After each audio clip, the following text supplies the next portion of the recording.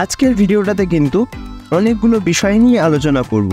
তো ভিডিওটা প্রথম থেকে শেষ পর্যন্ত সবার কাছে দেখার কিন্তু অনুরোধ রইল। অবশেষে কিন্তু সমস্যার সমাধান হলো, অর্থাৎ সেই বহু প্রতীক্ষিত কলকাতা ডার্বি, যেটা কোথায় হবে, কলকাতার যুবভারতী ক্রীড়াঙ্গন নাকি বাইরের কোনো রাজ্যের কোনো স্টেডিয়ামে, সেই সব নিয়ে কিন্তু টালবাহানা অব্যাহত ছিল বেশ কিছুদিন ধরে। কোনো সঠিক আপডেট কিন্তু সেভাবে সত্যি পাওয়া যাচ্ছিল না। তবে এই মুহূর্তে যেটা জানা যাচ্ছে সেটা হচ্ছে ডার্বির দিন কিন্তু একই থাকছে, অর্থাৎ 10ই মার্চ, শুধু সময়টা একটু কিন্তু বদলে যাবে। যে খেলাটা শুরু হওয়ার কথা ছিল সন্ধ্যা 7:30 থেকে, সেই খেলাটাই কিন্তু শুরু হবে রাত 8:30টায়, অর্থাৎ ঠিক 1 ঘন্টা পিছিয়ে কিন্তু এবারের কলকাতা ডার্বি শুরু হতে চলেছে। এবং সবচেয়ে ভালো যে বিষয়টা সেটা হচ্ছে প্রত্যেকটা দলই কিন্তু নিজের সমর্থকদের সামনে নিজের সেরা খেলাটা উপহার দিতে পারবে এরকম একটা গুরুত্বপূর্ণ ম্যাচে বা এরকম একটা হাই প্রোফাইল ম্যাচে। তো ডার্বি নিয়ে অবশ্যই আলাদা একটা ভিডিও কিন্তু আসবে এই চ্যানেলে খুব শিগগিরই। এবার আসা যাক আরও একটা গুরুত্বপূর্ণ আপডেটে।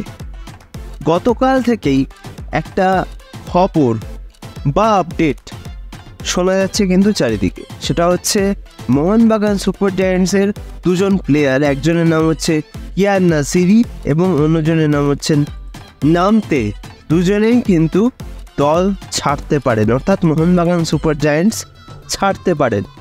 এখন এই খবরটি কিন্তু খুব বিশ্বস্ত একটা সূত্র থেকেই পাওয়া গেছে, যার ফলে সমস্ত মোহনবাগান সমর্থকদের মনে কিন্তু একটা কৌতূহল তৈরি হয়। কিন্তু তার পরপরই কিন্তু মেরিনার্স এরিনা, তারা কিন্তু যথেষ্ট ট্রাস্টেবল একটা সোর্স, তারা কিন্তু জানিয়ে দেয় যে এই দুজন প্লেয়ার কিন্তু কোথাও যাচ্ছে না, অর্থাৎ তারা মোহনবাগান সুপার জায়ান্টসই থাকছে। এখন এই প্রশ্নটা উঠছে কেন? একটাই কারণে উঠছে যে এই সিজনের পর কিন্তু কিয়ান নাসিরি এবং নামতের সঙ্গে কন্ট্রাক্ট শেষ হয়ে যাচ্ছে। এবার কন্ট্রাক্ট শেষ হয়ে যাওয়া মানে সেই প্লেয়ারটা দলটা ছেড়ে চলে যাবে, সেটা কখনোই নয়।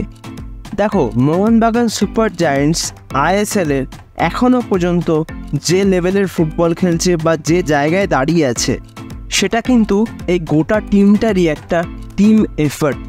আর এটা কিন্তু বেশ কনসিস্টেন্টলি এই দলটা প্রত্যেক বছরই লিগ টেবিলে একটা ভালো জায়গায় শেষ করে, এবং লাস্ট ইয়ার তো তারা চ্যাম্পিয়নও ছিল।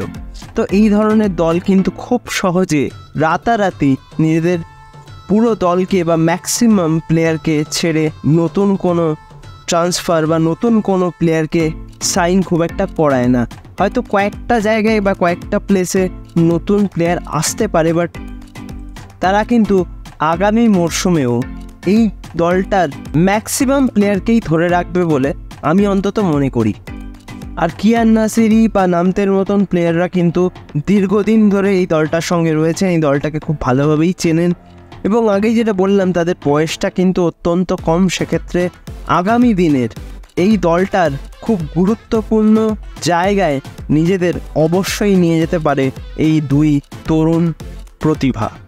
সেক্ষেত্রে মোহনবাগান সুপার জায়ান্টস এত সহজে এই দুজন প্লেয়ারকে ছেড়ে দেবে বলে আমি অন্তত মনে করি না। এবং কিয়ান নাসিরি কিন্তু যথেষ্ট এফেক্টিভ একজন প্লেয়ার, অর্থাৎ যে কটা ম্যাচে তিনি প্রথম থেকে স্টার্ট করেছেন বা যে কটা ম্যাচ তিনি অ্যাজ আ সাবস্টিটিউট এসছেন, তার কিন্তু এফেক্টিভনেস প্রত্যেকটা ম্যাচেই ছিল।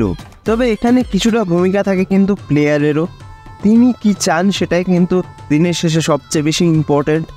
এখন সেটা জানতে গেলে কিন্তু অন্তত আরও বেশ কিছুদিন আমাদের অপেক্ষা করতে হবে এই সিজনের শেষ অবধি। আর ট্রান্সফার মার্কেট এমনই একটা জায়গা যেখানে কিন্তু যে কোনো দিন যে কোনো আনএক্সপেক্টেড ঘটনা ঘটে যেতে পারে। তবে আমার অন্তত মনে হয় যে কিয়ান নাসিরি বা নামতে দুজনেই কিন্তু থেকে যেতে পারেন সবুজ মেরুন জার্সিতে। তো এই বিষয়টা নিয়ে তোমাদের কি মতামত অবশ্যই কিন্তু আমাকে কমেন্ট করে জানিও। আর ভিডিওটা ভালো লাগলে লাইক, কমেন্ট, শেয়ার এবং সাবস্ক্রাইব করতে বলো না। তো আজকের মতো ভিডিওটা তাহলে এখানেই শেষ করছি। দেখা হবে আবারও পরের ভিডিওতে, নতুন কোনো দিন, নতুন কোনো সময়।